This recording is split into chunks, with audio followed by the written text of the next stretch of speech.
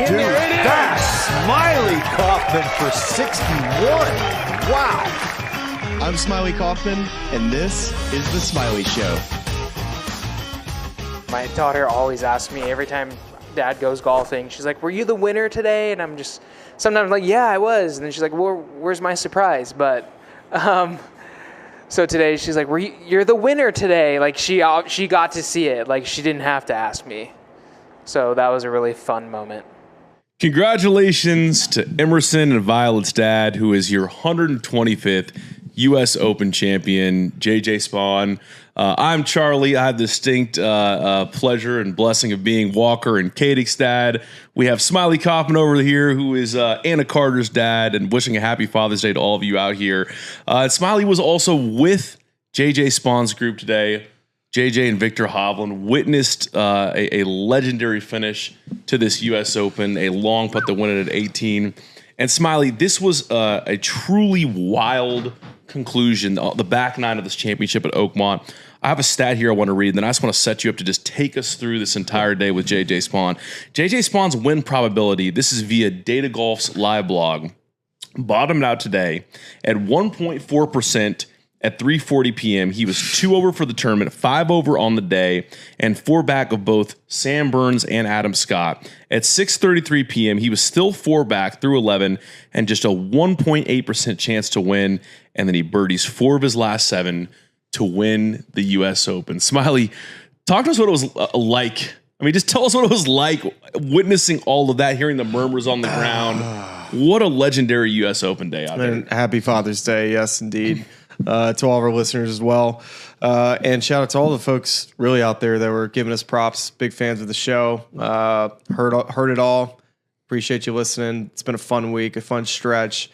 Third major somehow done. We got one more left to go, but this was an all-timer. It really was. It didn't feel like it was going to be that way. Kind of felt like it was going to be like a 12-man playoff for just to see like who wants to win the U.S. Open today, because man, oh man, was it ugly. It was absolutely just nothing was going anybody's way in the final 4 guys.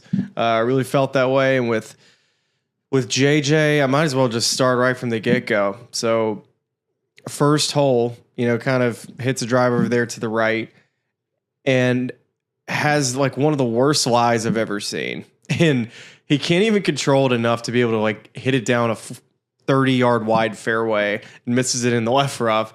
And then I can't even find this golf ball. And he got up there and he asked, hey, did it plug? And I was like, no, it bounced. and that's how bad this lie was.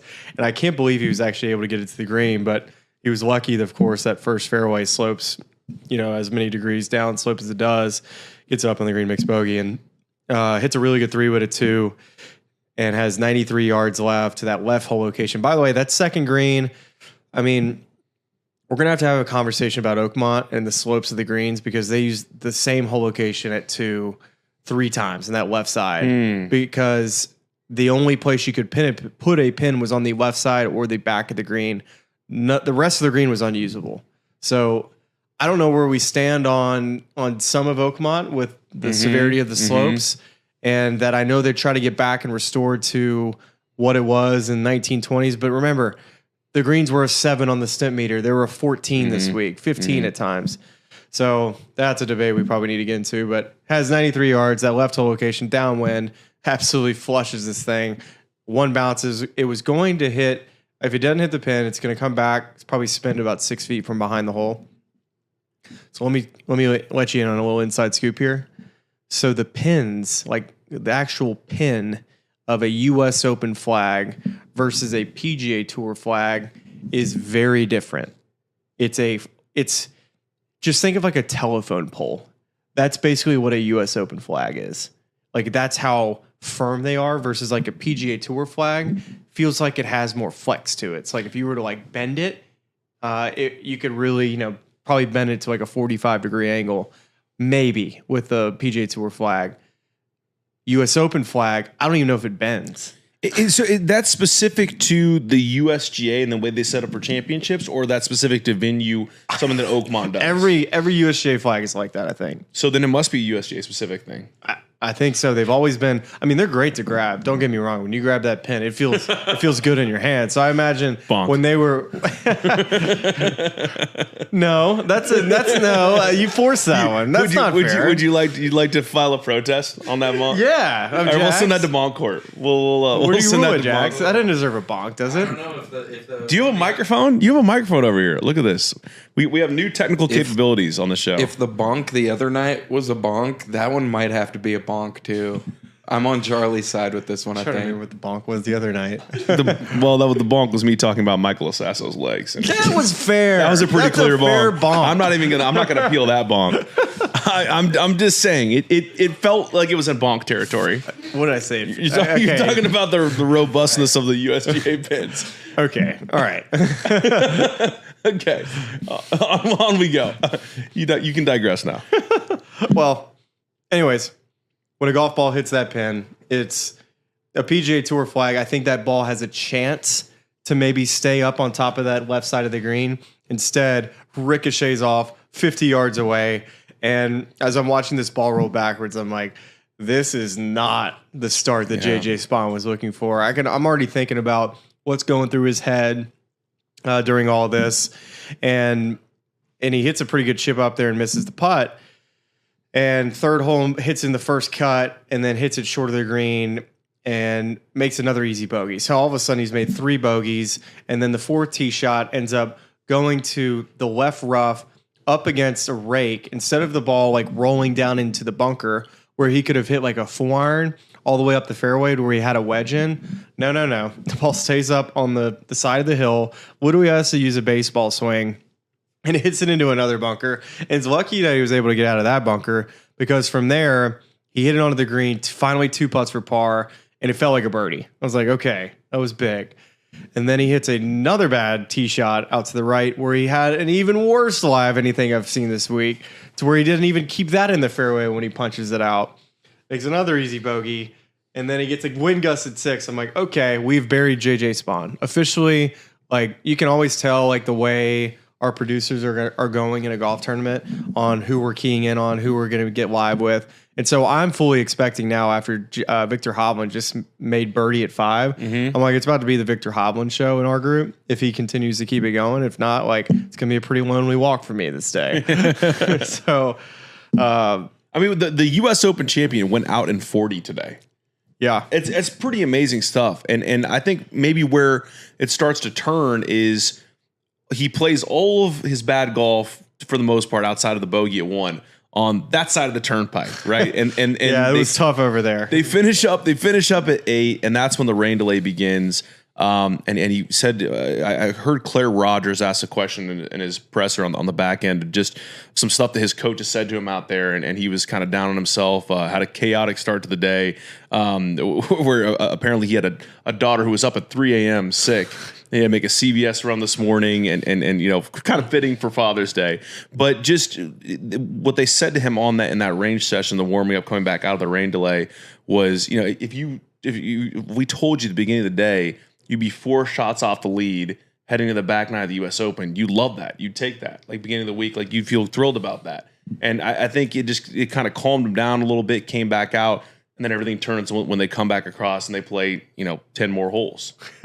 Well, we got to talk about this raindrops, by the way. Are they like larger here? I don't know. If you live in the Pittsburgh area, please let us know about the size of your raindrops, because I reported this on the show today, because I think Dan asked about the conditions on 8 before Victor hits his bunker shot, and I was like, I think these are the biggest raindrops I've ever seen. And seriously, because I looked out because I didn't know if it was hail. Yes. That's how big these things were. They felt heavier than normal. and as you can see if you're watching the YouTube episode, we did not, as you well know by now, we did not record this episode on the range. It was soaking wet. We're in like shorts and T-shirts now. Just a reminder, folks, it's 11:30 p.m. right now. 11:30 at night. It's been a long deal. We had to regroup. We had to dry out. But it was a very, we were wondering if we were going to get it all in today. We thought at one point we were headed to a Monday finish. Buddy, I was not signed up for that. I was hoping. Yeah, Jackson looking at flights. I was hoping that we did not have another a night in the Monday morning Airbnb. deal. It was going to be great here. It sure felt like we were destined for that. But I actually went on PMT earlier before I got over here, and I made the joke that, you know, like they asked, like, what was the difference between JJ Spaun between before the rain delay and after? I was like, well, do you think Jason Hayward was in the clubhouse, just like how he gave the speech to the Cubs in that rain delay? They come out and they win the World Series. Maybe JJ Spaun talked to Jason Hayward. It could have We been. can't rule it out. We cannot rule it out. We cannot definitively rule that out. It feels like a long shot, but I mean, in some ways, the pep talk he got. I mean, that was That's the type of turnaround. I'm just saying that Without that rain delay, I mean, I don't think JJ Spaun wins his tournament. I don't think so either. From what I saw from him, just emotionally, he needed a full reset. He needed time just to digress, look at the leaderboard, study it, realize what he needed to do. But even then, he comes out, makes a good par at 9, makes a good par at 10, and 11 plays conservatively off the tee, which we'll kind of get into the decision on 11 on what some guys did. Hits 3-wood when it's raining out, doesn't get to the top of the hill, which I kind of disagreed with that play.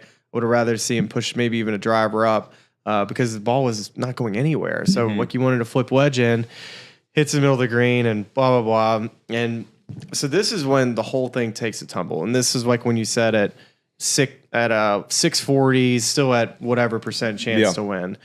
And he's in 12th fairway. And while this is all going on, after Sam Burns makes that putt on the 10th hole, I'm thinking this is Sam Burns' U.S. Open. Yeah. Like it's his U.S. Open. And then I watched his tee shot. And the cool thing about Oakmont, you can see so much out there. And that was like really fun for me to like have an eye on Sam back there. Yeah. And then I could kind of keep up with Hatton and the group in front of us. And so I see the tee shot from Sam Burns and I hear that he maybe went into a divot on 11 is what I heard. I'm sure y'all probably know this better than I do, but and then it comes up short in that rough. Next thing you know, the ball's flying over the green and he's walking off that hole with a double. And Adam Scott hits the fairway and he hits it over in the fescue somehow from the middle of the fairway. And I'm just thinking, I was like, I'm doing the math and I'm like, JJ and Victor are not out of this yet. And then literally 10 minutes later, there was a 5-way tie at 1 over. And then JJ, so he hits a shot on 12 fairway. We didn't show the shot. And it was a big block out to the right. It was probably 30 to 40 yard block. Mm-hmm. And he took casual water relief too. So like he was able to clean his golf ball, drop it. I'm sure obviously when it splattered again, by the way, the fairways I would say were 75 to 80% casual water. That's how bad it was out there. And so JJ hits this big block. To me, from my eye, it looked like it went into like a whole thing of fescue.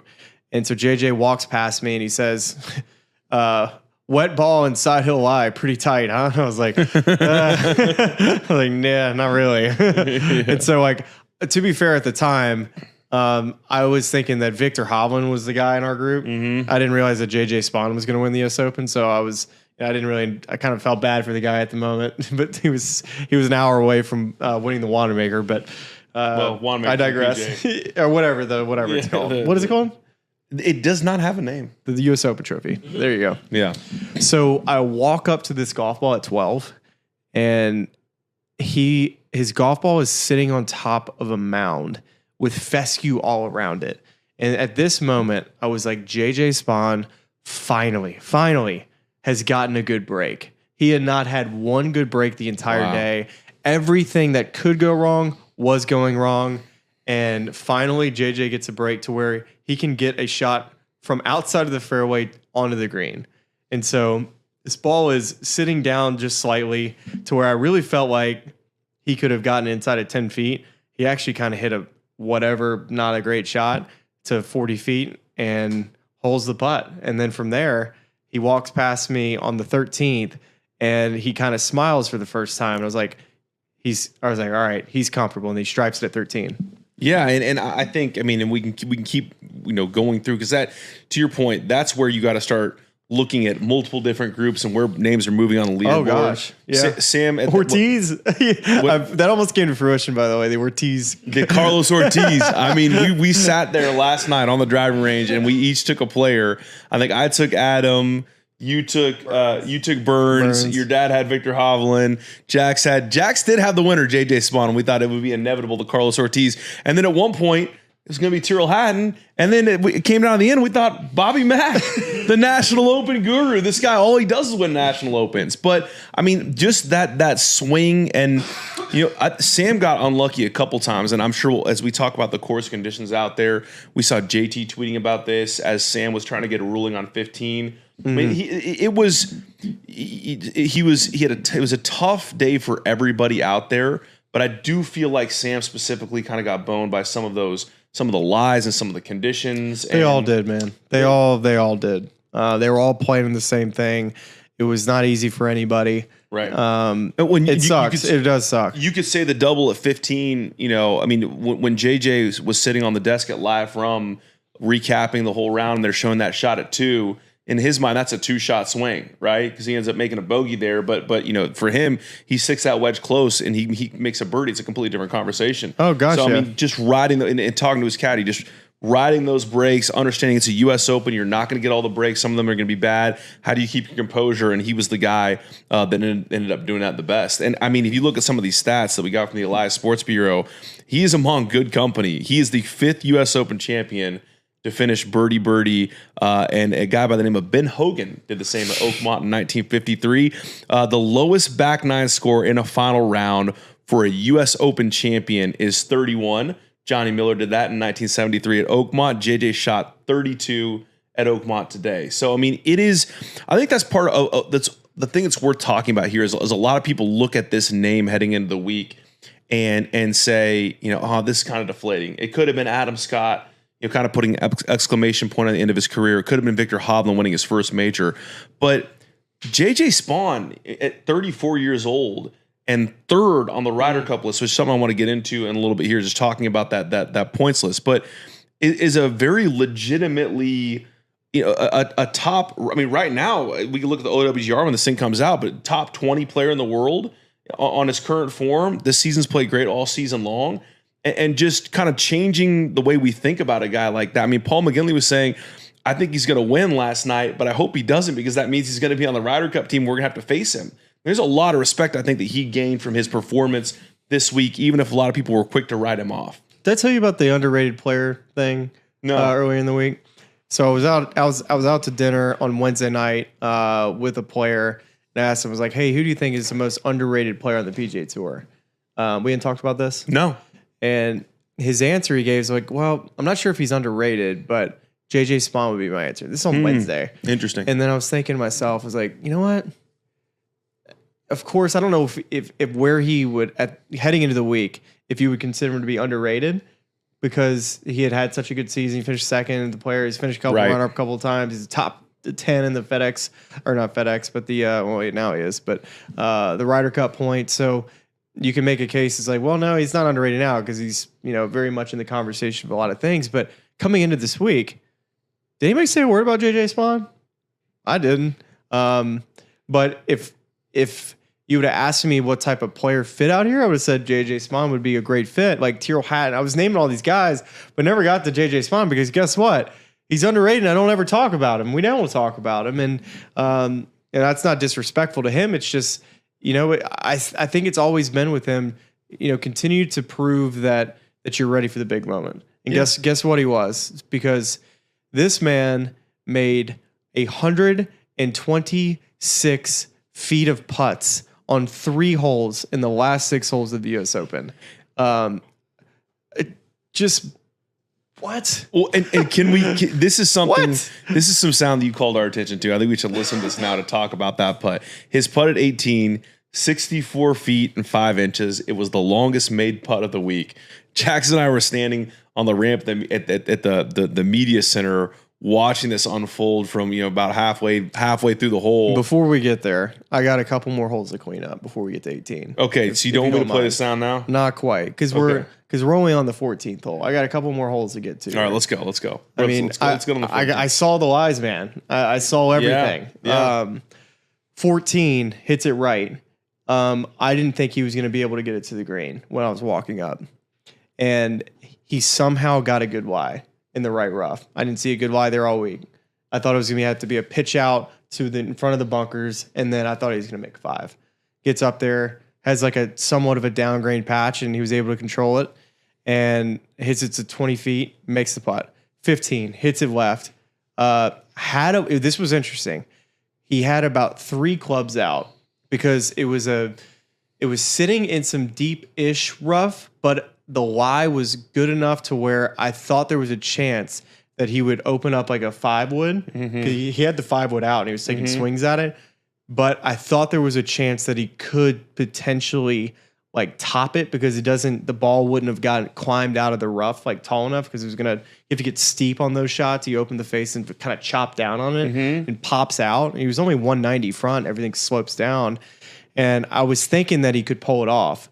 And so he ended up going from a 6-iron to a 5-wood to an 8-iron. I was like, okay, smart play. Let's lay it up. Then he lays it up in some of the thickest rough on the entire course. When he did, I was like, what? He's got a 1-shot lead and he does this? Like from a lie that was, it's a 30-yard fairway. I don't care like how thick the rough is, but when the lie's decent, you can get to the back of the ball. Most players are going to get that ball in the fairway, and he didn't. And so now I'm tiptoeing in the rough trying to find his golf ball because I knew I wasn't going to find anything good. And I get to this ball that somehow is in this thick rough that is laying down grain somehow. Like everything's been standing straight up in this heavy rough, especially like right at 15. And there's just like this little bit that's like this way. And the rough was so thick that even from 83 yards, I was a little concerned about him being able to pull it off. But that just a little bit of that down grain, I was thinking he might be able to do this. And he did. Hits it 10 feet, makes bogey, par 16, and then the drive at 17. This was the sexiest thing I've ever seen in the air. Bonk me as much as you want. But this thing takes off, dude. And if you ever go and stand back at that 17 tee, which y'all both have, and you just see this pin like sitting on top of this cliff, and I mean, you couldn't even shot. Well, I don't even know how. I don't shoot guns, so I wouldn't. It's probably not a good comparison, but it just feels like you could not have hit a better shot in that moment. I just can't describe to you how good it was. It's one of the best drives I've ever seen in a clutch moment. Of course, the drive at 18 was important because he had to hit that fairway. Yeah, but that drive at 17 was phenomenal. It's a 4-yard gap that he's really working with to be able to keep it on the green, 4 to 6 yards, and he did it. Pulled it off, 2-putt birdie, drives at 18. Give me the sound. Well, and well, it was interesting. Was it close? Yeah. On the 17 bleachers. That was interesting that there were a number of opportunities by guys that were in the hunt to do something like that at 17. Some of them failed miserably. I mean, Tyrrell Hatton hit a shot out in that dead right greenside bunker. Bobby Mack hit one up there and was saying, "Be as good as you look," in his Scottish accent, and it just came up short in the front. And Victor obviously was in and around and had a chance, but and you could see JJ when he crested that hill. I'm sure you saw it on the green, just that sort of sigh of relief of knowing that I'm on the green. I can 2-putt for a stress-free birdie. And have a chance to have a shot or two to play with going into 18. Victor's up and down was tight, by the way, at 17. Yes. That thing was saucy. That was a filthy shot. Yeah. And then he gets to 18, and you were saying how aware was he of that leaderboard? He was asked about this. Well, I think, before we listen to the sound, I was 1,000% sure he knew where he stood. How could you not? How could you not know what you need to do on the 18th green? Well, let's hear what he has to say about that. I didn't look at the scoreboard. I knew based off of like what the crowd was saying that I felt like if I 2-putted, like I would probably win. But I didn't want to look because I wanted to still I didn't want to play defensive. Like, I didn't know if I had a 2-shot lead. I didn't want to do anything dumb trying to, like, protect a 3-putt or something. But Victor helped me a lot. Just, it was a foot left of my line. And it's pretty ironic. My first PGA Tour win, almost the same thing happened at the Valero. But Scott Stallings was in a bunker on the last hole. We were in the same group. And the back left bunker, and I hit my third shot on like the back fringe, and I had to literally mark my ball for him to hit the bunker shot. And he, same thing, splashed it out right on my line and just like fed it down to the hole. It was probably like 40-footer, and which was when I was walking up to 18. I was thinking about that moment. I was like, oh my god, like this is meant to be here, because this is the same thing that happened to me for my first win.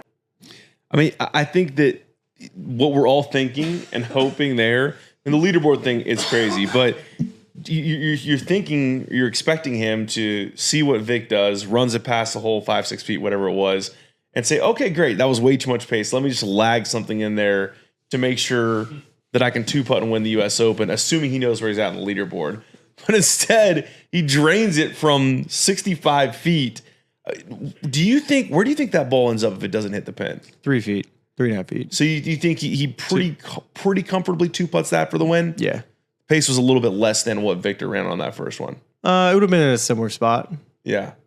Which I think it was like 3.5, 4 feet. I mean, what a moment. I mean, the JJ chance. What do you mean, what a moment? It was the most insane moment of all time. I think of like Tiger 2008 Torrey, that putt, like must make. Like that was a must make putt.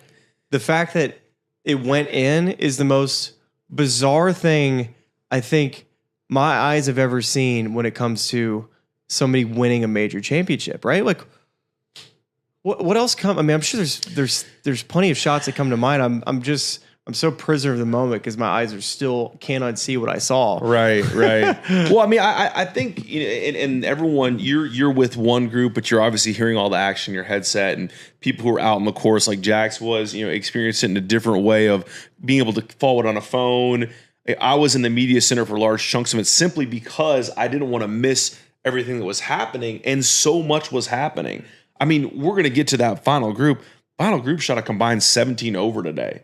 And you're just waiting for them to kind of stay. They're just falling further and further out of it. And just, can somebody make a birdie and stop the bleeding and keep this interesting? But you had them. You had Bobby Mack coming all the way back into it. You had Tyrrell, who after he hits his tee shot at 16, you're thinking, this guy's going to win the U.S. Open. He's going to make birdie here. He's going to win the U.S. Open.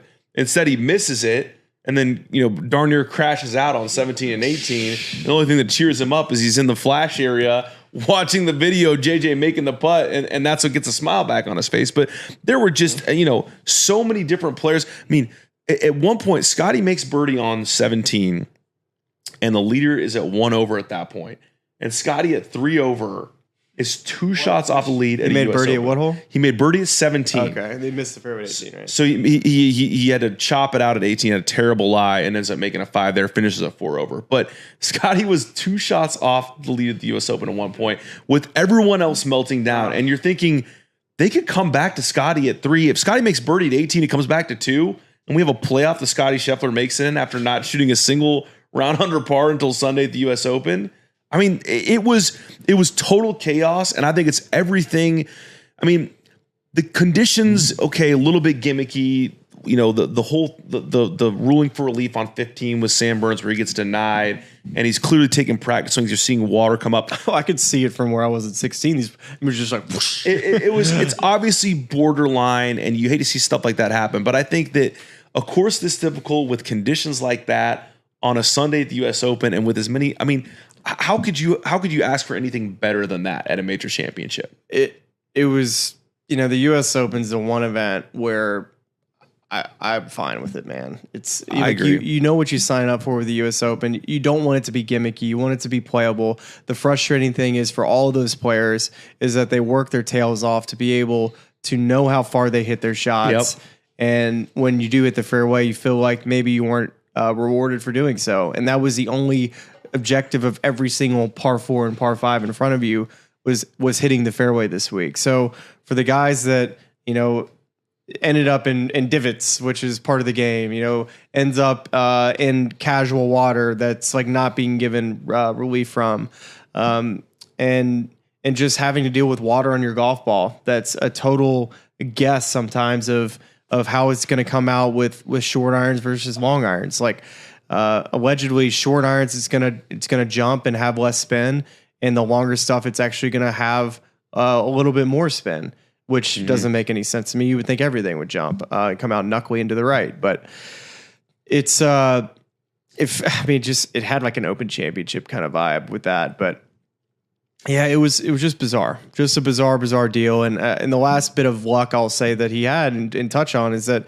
Victor giving him the read is the most like, it is your time. Exactly what JJ said. Yeah. This is you can't dream it up any better than this, because I got right behind both of those putts of Victor and JJ, and I said I would not want to have this putt to try to get down in 2 to win a US Open. I thought it was a 50-50 chance that he would 2-putt. I felt if you would have like gun to my head, I would have said that he was going to 3-putt. Well, I mean, think about this too. If you set the over-under for combined group putts from those two locations, 130 feet total, you set the over-under at 3.5.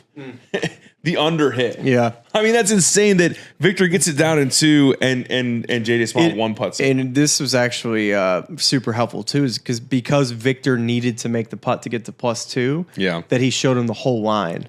And I also picked up on what JJ saw, is that it looked like he hit it harder than the putt called for. Because I'm standing at the bottom of the green and I'm thinking, oh wow, this has got some heat to it. It only went by 4 feet.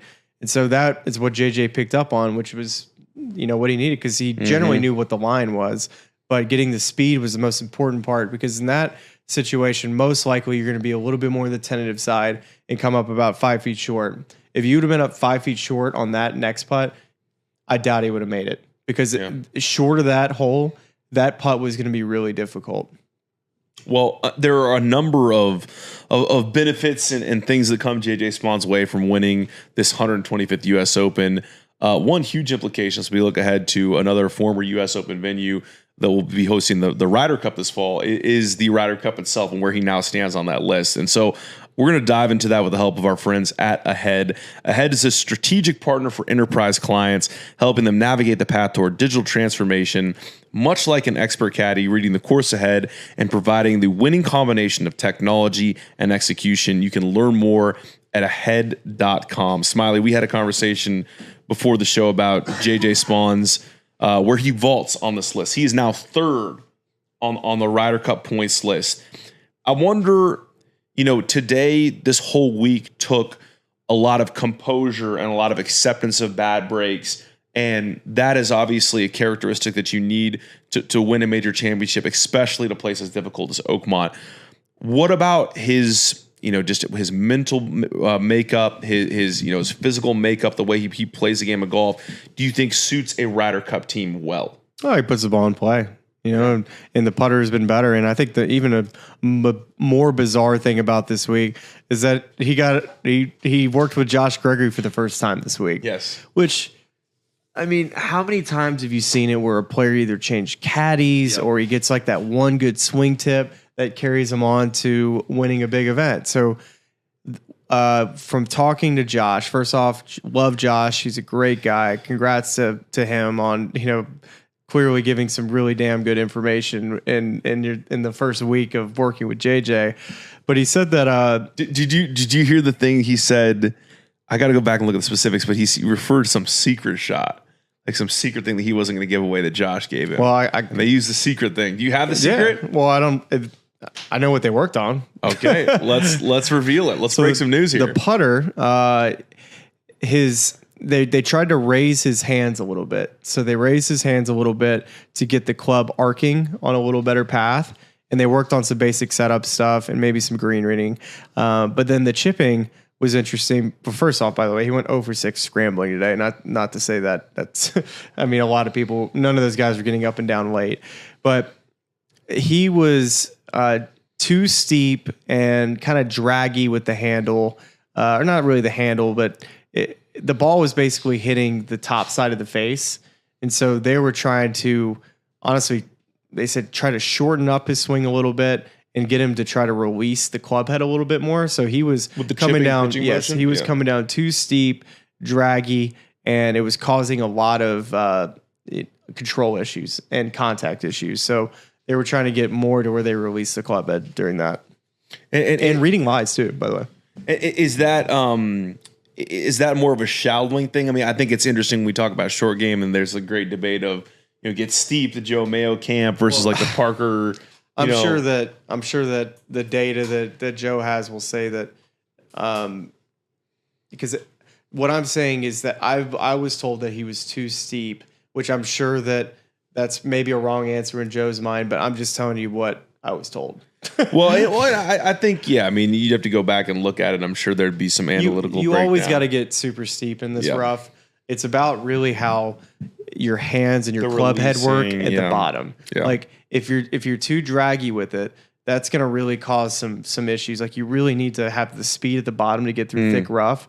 And so that's probably more of what I'm kind of trying to refer to, because if you're just chopping down on it, it's just going to ride up the face every time. So JJ third on that Ryder Cup list. Here are the current top 6, which would receive automatic qualifying spots: Scotty Scheffler, Xander Schauffele, JJ Spaun, Bryson DeChambeau, Justin Thomas, Colin Morikawa.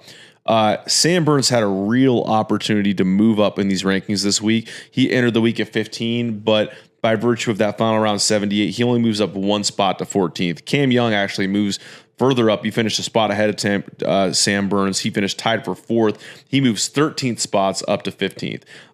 7, Russell Henley now bumped out the automatic qualifier spot. You got Russell at 7, Ben Griffin at 8, who had a nice little bounce back day to day, shot 71.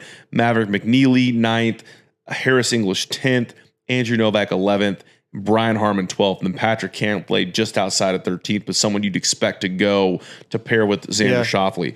Who's in and out for you right now? Well, the top 6 are locks. And then I would say Russell Henley, Ben Griffin, and Maverick McNeely. I think they should all feel good. I would say Russell Henley probably should feel the best. Okay. Ben Griffin should feel really solid about his chances. I feel like McNeely still, I wouldn't say he's a shoo-in, but I would think that he should feel pretty good. I think Harris, Novak, Harmon, Cantlay, Burns, Young, all of those guys shouldn't feel good about it. I think they all have work to do. None of those guys should feel like a lock at this point. And then there's plenty of names down the list like Daniel Berger and Jordan Spieth. I think those are kind of they kind of round out the list of outside of those other guys that are close to that top 12. Who would be your 3 if you were making the decision for Keegan?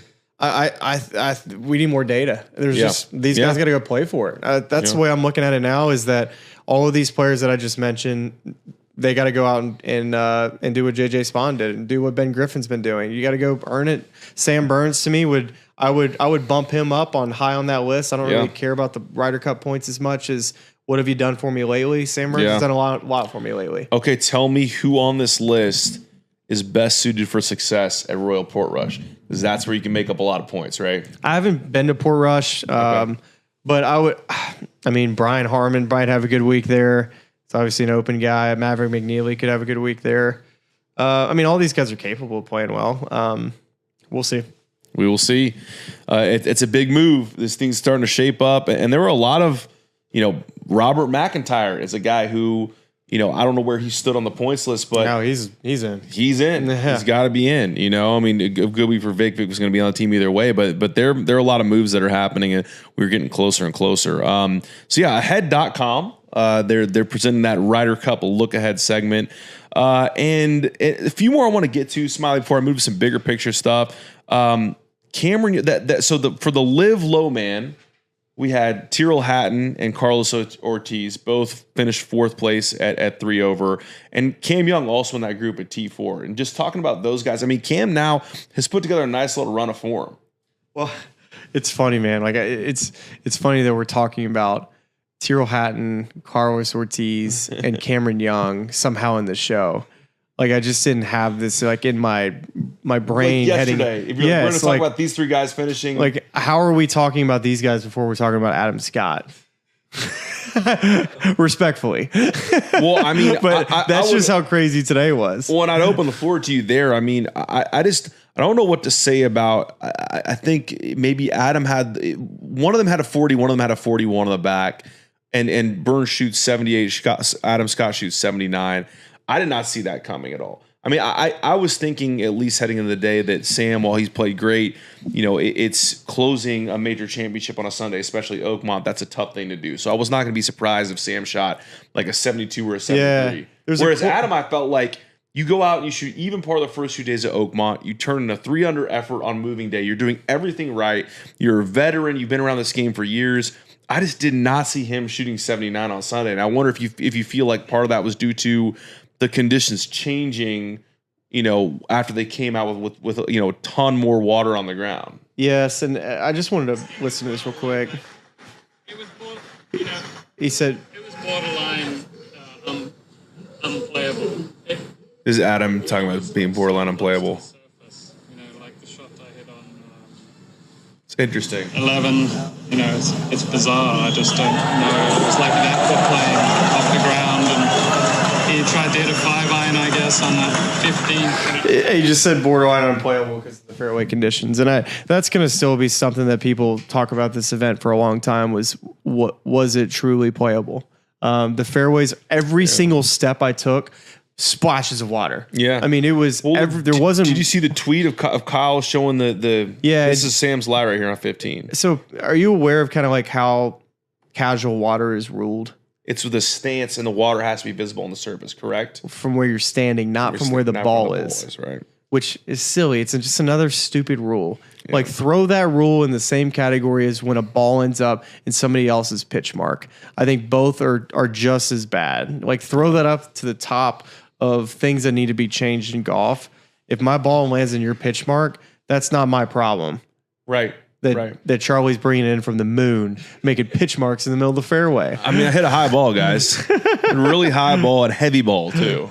Bonk. I'll bonk myself. But it did hear from Bones that every time Adam hit it outside of the fairway from the restart and on, that he ended up in terrible eyes. Terrible eyes. He said just terrible eyes.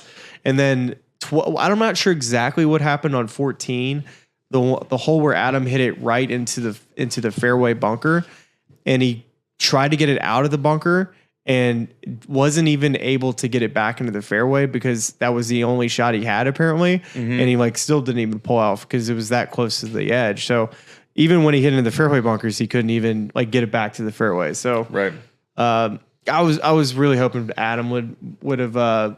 Obviously had a good day, and the conditions sure could have made a big change because they were both at what Adam was at around even par heading into 8, has a terrible lie at 8, makes bogey, and then just never really quite recovered from there. They made I think I have this right, when they made that turn, Sam was at 1 under and Adam was at even, right? Because then Sam birdies 10 to get to 2 under, and there's that 2-shot gap, then everything changes from 11 on. 11 was the hole that led everybody back in the golf tournament, because I'll give you the statistics on this 11th hole, just looking at the course info for round number 4. The 11th hole was the third easiest hole in the golf course. Played under par. One of only a very few holes that played under par. And it was a very easy, it's a big green, it's an easy hole location. And I think if you give Adam Scott I don't know exactly I know where he ended up, but if he's in the fairway and he hits a shot to that, it's just not a shot Adam Scott would ever hit.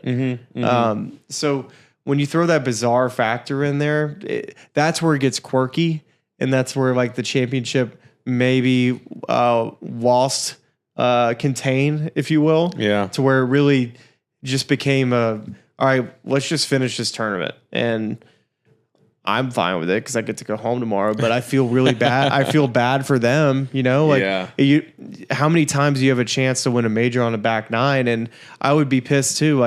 If I am feeling like I'm making good swings and the ball's coming off not even close to where it should, or if it's not the number it's supposed to be, that sucks. And so I feel bad for those players that experience that. And, but at the same time, everybody else is dealing with it. It's just unfortunately a course that could really, really punish something, a shot that was not trying to end up there. It's just next thing you know, you're just trying to walk away with a bogey.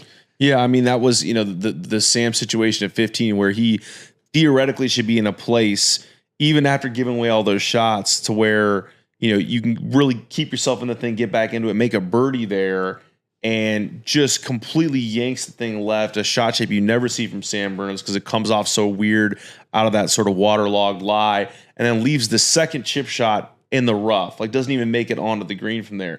And it's just, I think at that point, and we saw this type of frustration on guys' faces all week long. You're just sort of throwing your hands up and saying, like, what is it that I'm supposed to do here? And we saw Rory upset with it, Scotty at times, Shane Lowry, just guys that, it's just hard to have the patience and the composure to make it through 4 competitive rounds at Oakmont. And that's why I think, JJ, it's just so interesting. He just seems to have that even keeled personality that really lends itself to this type of test.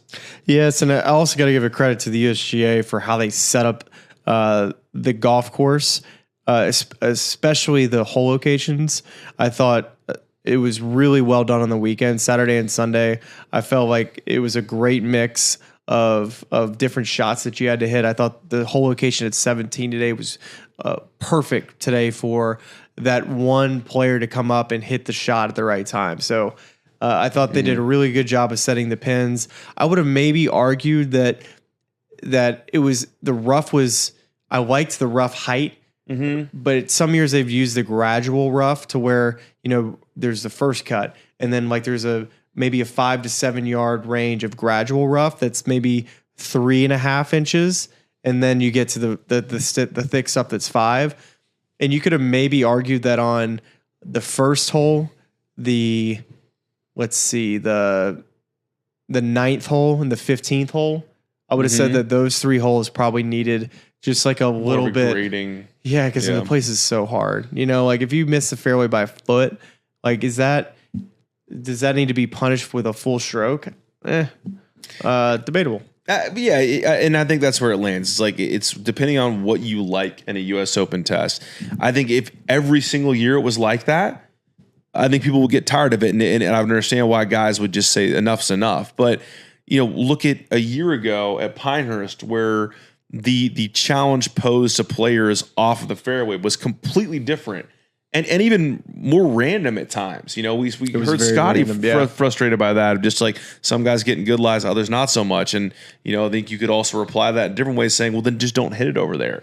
Now it is very difficult to say that to guys at Oakmont, just don't hit it over there because the fairways are small and they're sloped. And when they're not rainy, they're firm. So, but I do think that it is, people talk about this course as the ultimate U.S. Open test for a reason, and that's why we're not going to go there every year and have these sorts of feelings elicited by the golf course. I wanted let's get to a guy who was a little frustrated this week, but had a nice little going out 4th round today. We're going to do it with the help of our friends at Shipsticks. Shipsticks gets you from your front door to 4 easier than ever. They'll pick up your golf clubs from your home or office and deliver them on time, guaranteed to your golf destination anywhere in and outside the U.S. No more airport headaches, no more lugging heavy bags, just easy, stress-free travel for golfers like you. Supporting benefits include white glove service, complimentary insurance, real-time tracking, door-to-door service, international shipping for any occasion. Shipsticks is perfect for buddies trips, business trips, and even family vacations where managing kids, strollers, and extra luggage can ruin your vacation before it's even begun. You can enjoy 20% off your next shipment by using the promo code Smylie. That's SMYLIE, and we'll put that link in the YouTube and pod description as well. Smylie, he might use Shipsticks. This next player is going to be going on a business trip overseas, internationally pretty soon, and that is Rory McIlroy. ties for the low round of the day. Dude, he today. finished top 20 Finished top 20. with all the craziness, right? Shoots 67, and these quotes were not on camera day. They were in the quick quotes area, not the flash area. But it was interesting. Everything we talked about at the end of the round yesterday, when we heard from him, sort of a testy exchange with media, just reflecting on where he's at mentally. And this quote that Rory said was just, "I climbed my Everest in April. And I think after you do something like that, you've got to make your way back down and you've got to look for another mountain to climb. An open at Portrush is certainly one of those." I say that to you just to get your thoughts on headspace wise. I mean, winning a Grand Slam, the limited number of people have done that in the game of golf. I can understand why you're going to react to that emotionally. You don't know what way you're going to react to that emotionally. And it's been clear with Rory that there's been this sort of release, and now he's kind of come back down and bottomed out, not played well at Quail Hollow, a place where he always plays well, did not play great here at Oakmont. But it does feel like he's saying here that it's an opportunity to kind of hit a mental reset and go back to a place that is home and play some good golf, that Open Championship. I just hope he comes back and plays when he's ready. Nobody wants to see Rory McIlroy in a foul mood talking to the media.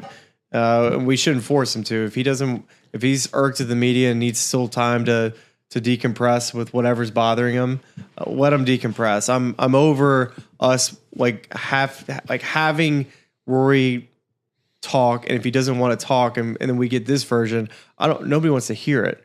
So I'd much rather him just come back ready to play and then kind of get the old Rory back.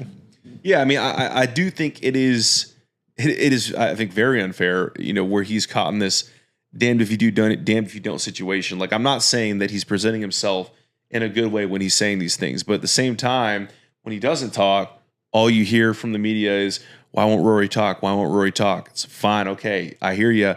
Now I'm going to talk. And then when he's telling you honestly how he feels, and now we're aghast because he's saying he's frustrated, I don't think that's very fair to Rory or very realistic about the nature of the situation. Doesn't it just feel like he's just lost trust with the media? It does feel very much like that. And I think that centers around the nature of the way that report was broken around that driver that failed at Quail Hollow. And I think that there are, I don't know if there are, golf ethics involved in these sorts of things, but I think there should be, with the way that report gets out, because I just don't think that's, unless you're going to go to the extent, and the people that reported on it, I'm sure they did, but you're talking about a thing specific to the driver failing that most people in golf don't understand.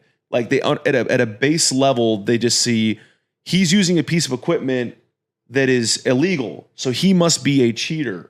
And then you have all these sort of knock-on, lowest common denominator type of things that are said about someone, when in reality, that's not the way it works at all. The margins they're operating on, the sort of thinness of those faces, if it is failing, it might be a yard hotter, if that, than a conforming driver.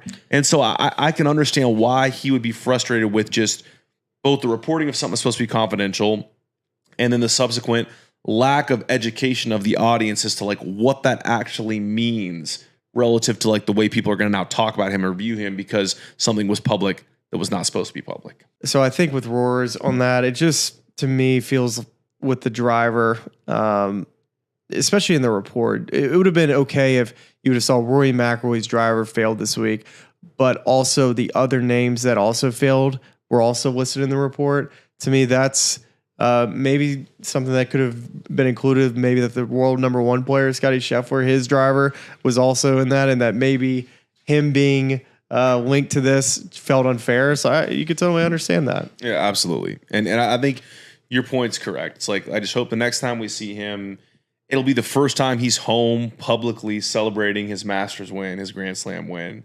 So I think I assume and I hope we're going to see a much happier version of Rory McIlroy. Yeah. Royal Portrush. Hey, and by the way, he played really good today. I just looked at his stats. He was first strokes gained off the tee this week. That was the big conversation coming to the week. But from watching him, he was really struggling hitting his numbers. Was coming up short and long. And so that's always a big sign for me when players are off or don't quite have the feels, is when they're missing numbers by 8 to 10 yards short and long. So start working on hitting it more pin high. And shoot, if he's driving it good again, I mean, he hit 11 fairways today. That's a good sign. That means his swing's in a pretty decent spot. I don't think he's playing. He ain't playing the Travers, is he? I have not looked at that field. I think he is. He might. I think he is. I think he is. We'll get our crack research team on right now. Yeah, he noted that in these comments today as well. Just basically that all the chatter about the piece of equipment itself was less reflective of what he was trying to figure out on the tee, and just that he was working through some swing stuff. That was kind of the result of those two-way misses we saw in Canada, and that this week the swing felt a lot better, and it was reflected, of course, in these statistics. So, we'll see where Rory ends up playing next, what sort of mood he's in, whether or not he gets a reunion with the media that's a little happier. Let's hope for that. The other player who carded the Colo round of the day, Jon Rahm, shot 67 and was the leader in the clubhouse for a long, long time, longer than he probably should have been, because he posted that score before the rain delay. But he ties for 7th here, a top 10 in a major at 4 over. It seems like they didn't ask him much. They only 3 questions, but it just seems like even though he was it was my pick this week, he was a favorite of many this week. Felt like it could be a good fit for him. Struggled a little bit putting. But it just seems like this version of Jon Rahm, at least the last 4 majors start now, dating back to the Open Championship last year. This is the Jon Rahm that we were hoping to see, at least in the 3 majors of last year, and the one we were kind of lamenting is the Jon Rahm of dominating in majors or being contention every week. Or when we show up to these majors, gone now that he's been on LIV. It feels like that question's been answered pretty soundly. I feel like I'm either going to take Rahm or Hatton at the Open Championship. Both would be great. I saw so much good from Rahm this week, but he putted like a dog on Friday, and it probably cost him his chance to win this tournament. 143rd in the field in putting. Lost like 3 strokes on the green. And he said he was hitting good putts, and so much for us picking Poe guys this week, right? The Poe boys. Someone tweeted that at me. It was great calling the Poe boys. JJ Spaun's a Poe boy, by the way. We were doing the Poe thing. We were doing the Poe thing. We just didn't say all the Poe boys. Underrated. We didn't do enough Poe rating. We saw Keith Stewart in the media center earlier in the week, and he was very adamant that West Coast Poe and East Coast Poe are very, very different. Well, and this Poe's it's like Ben, but this is actually one other thing that we talked about on Pardon My Take, and I think PFT was asking me about major winners and where JJ Spaun kind of fits on that next a player without a major win list, and I said heading into the week, there would have been a lot of guys that I would have named, and I don't know how far down the list I would have gone to get to JJ Spaun, but I wanted to ask you that question, is where on that list of players who have not won a major, how far down would JJ have been for you? Players that have not won a major. If you're ranking best players in your mind, how far down were you going to go to JJ? I'm looking at... there'd have been a lot of players first. I'm just looking down the data golf rankings, just like Joaquin Niemann, Tommy Fleetwood. I'm in the 20s. Patrick Cantlay. Right? Are we in the 20s? Russell Henley, Sam Burns. I would have put both those guys above. Yeah, 20s. You could have legitimately said 20 guys, 25 guys prior to JJ, and then you list them 26, and no one would bat an eye at you. And I think you could have probably stretched it even further. Probably. And that's just with the not respecting the game a little bit. It's totally, and that's on us too. Well, and I think it's it's not the exact same conversation as maybe a Ben Griffin or an Andrew Novak. JJ played well early in the year. I'm pulling up his finishes right now, but he played T3 at the Sony, T2 at the Cognizant, and then of course in that playoff with Rory McIlroy and finishes second in the Players Championship. He had some missed cuts and some middling form in between there, but we're talking about a guy that largely this year has had a pretty solid resume relative to his peers, for the most part, at least in terms of high water mark finishes. And for whatever reason, we just weren't talking about him in the same way that we're talking about guys like Ben Griffin or Andrew Novak or maybe a Maverick McNeely or a Michael Kim that were just playing a ton and playing pretty solidly. And we're like, oh, this guy's having a great season. And maybe we just underrated him in that sense. Well, I think that his game fits at certain places. Like Augusta to me is not a good JJ Spaun place. Places where length isn't going to be a huge factor off of the tee. He's a very straight hitter. He's not a very high ball hitter. He can hit it high. And he actually did surprise me with some length at times on clubs that stretch further. But he's just rock solid. I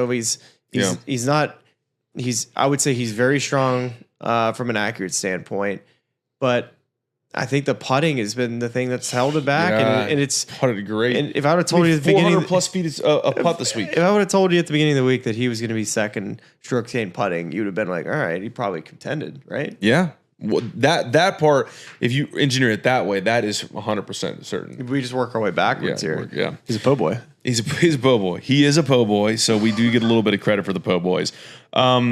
The other guy finished tied for 7th at 4 over, as we mentioned earlier in the show. Scotty Scheffler almost backdoors his way into contention this week. But here's an interesting stat also from Elias Sports Bureau. He has failed to break par in any of his last 9 U.S. Open rounds, dating back to the final round in 2023 at LACC. Shocking, right? It is a little bit interesting. I mean, now, he was very on record about his distaste for the Pinehurst setup last year. And I feel like that also coincided with not a dip in form, but just, he played a lot of good golf early on and won early and then kind of had to work his way back into it later in the season. And it feels like for a couple years now, it's like he's got like that sort of March, April swing where he plays his best golf. I actually have a take on this. Okay. I think the PGA Tour schedule does zero favors for Scotty Scheffler getting ready for the U.S. Open. And that's interesting. I say that because he doesn't have to, but he will always play the two Texas events. So Byron and Colonial mixed in with Truist and the Memorial, which he didn't even play the Truist. And he never plays Truist. We went back and looked at the stats for PGA, and he hadn't played Quail ever except for the President's Cup.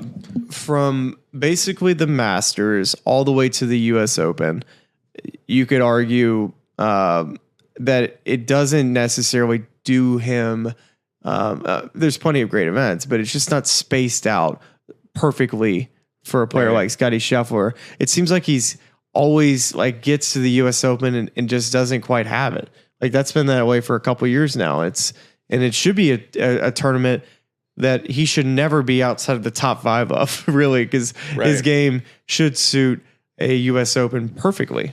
Well, and I think, we saw it a couple times where I'm not saying the putting is an issue. Again, I think he's really shorted up, but he had some short misses this week. He had some kind of uncharacteristic stuff and stuff that we feel like, I'd say it this way. If we were in Scotty Scheffler putting crisis mode, like whenever that period of time was, and he had this performance this week, that would be the main talking point of like, oh my goodness, what's he going to do to get it fixed? Does he need to change putters? Does he need to change grips, et cetera, et cetera? Dude, he was 27th in putting. He had 2 strokes. Did he really? Yeah. I mean, the eye test. I mean, we watched him miss 3-footers. I know he missed some short ones. 5 or 6 putts that I felt like, very, very makeable, and that's interesting to because I was going anecdotally off of what I saw. Yeah, I think that's fair. He missed 2 putts inside of 3 feet, so that already is a huge killer to his stat. So he was 46 of 48 inside of 3 feet, but really inside of 10 feet, he was 63 of 73. It's interesting. It was actually, I think, pretty solid, pretty good. I mean, you don't need to miss those 2 inside of 3 feet. Right. But other than that, man, like looks pretty good to me. Looks like he actually putted pretty well. Didn't really make anything from range. He made some putts from range. I think he putted pretty well this week, actually. Yeah, well, there you go. I mean, the stats can tell a story that's different from the eye test. Just 2 shorties. Yeah, just missed a couple shorties. And I think, those are the ones you point to when you say, Well, if you give him those 3 strokes, I mean, he's almost in a playoff, or he's tying for second or whatever it would be. But I mean, I think your point on the schedule is interesting with him. Not that you can really do anything to change it, but it does feel like he's the type of guy whose game should suit a U.S. Open test. But repeatedly, that's just not the case. Yeah, I mean, and he hasn't been great in the Open Championships either, for the most part. Yeah, he played well last year, but yeah, you're right. Thursday, Friday this week was a killer for Scotty. It was a killer for all the top players. I mean, Rory barely hung on to be around for the weekend and actually turned it into a good weekend. Bryson DeChambeau, same. Him and Scotty were off Thursday, Friday, and it ultimately led a lot of guys to have an opportunity to win this thing this week. Yeah, well. That's about all of the golf talk I have for you, Smylie. Do you want to give any final thoughts on Oakmont, the city of Pittsburgh? Oh wait, I got a big reveal. Giovanni's a pizza. Okay, and I will submit for Verdetto's and also Max's Allegheny Tavern. Which, check this out, Smylie.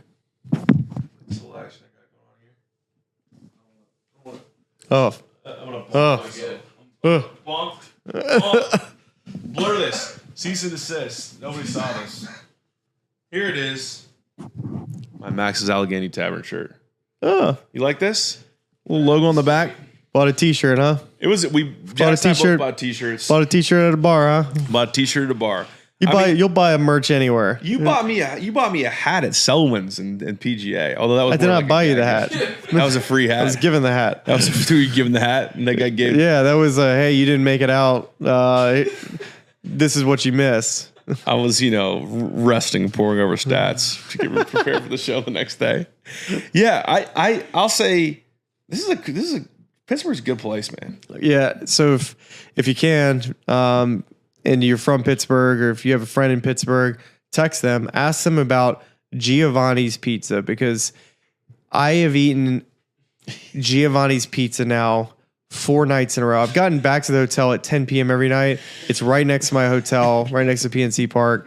I would walk a minute over, grab the pizza, come up, sit crisscross applesauce in my bed after a shower, and then I watch Fly From. I'd go to bed and just do it all over again. So there's 4 nights in a row of the pizza, and it was phenomenal. A rating, I mean, it's an 8 something. That's how good it was. It's good pizza.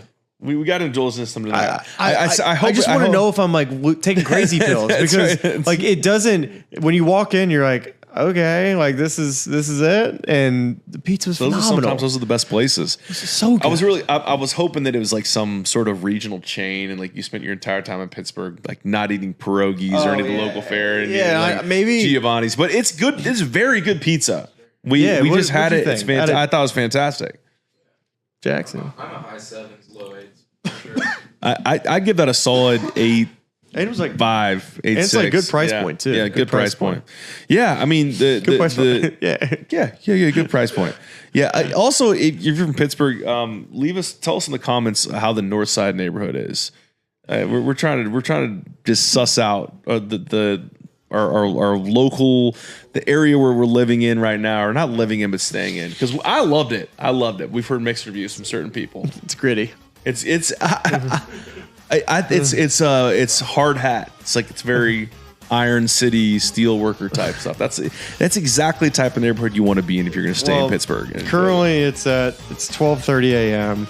I got to get up in a couple hours and hop on a flight. So does Jax. Let's end this thing. Let's say goodbye to Pittsburgh in the U.S. Open. Let's end this thing. I listen to this podcast. It's really cool, and all of our local fans and subscribers. But make sure you like and subscribe. It's cool to see what you guys are doing. I know golf fans appreciate it, but we do too. So please keep it up. For all the good people of YouTube, like and subscribe. You guys have some good takes, so I'm happy to come on and shoot the